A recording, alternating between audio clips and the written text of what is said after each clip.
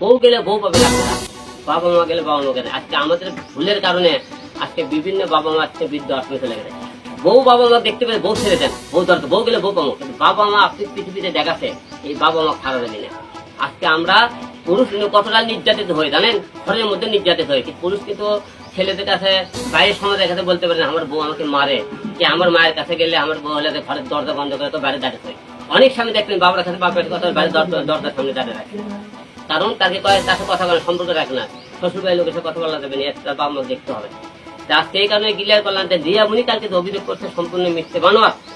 সে একজন কোরআন শরীফ হাটত করলে বলতে পারে যে সে তার বাবা মা, যে আমার বাবা হটপে থাকলে সে আইসিতে ছিল, সে গেছিল দেখা সেবা করছে, এবং মনে করেন সে মিউজিক ভিডিও গুলো করছে, সে আগেকার কথা বলছে, সে এই বললো যে এখনকার কোনো হয় না হয় সে কোরআন শরীফে হাত দিয়ে দেয়, কথাগুলো প্রমাণ করে আপনি। আর আমি যদি কোনো মিথ্যে কথা বলি বলে আল্লাহ আমার জবান বন্ধ করে দেয়, আমার এই কথাগুলো মিথ্যে, আল্লাহ আমার জবান বন্ধ করে দেয়।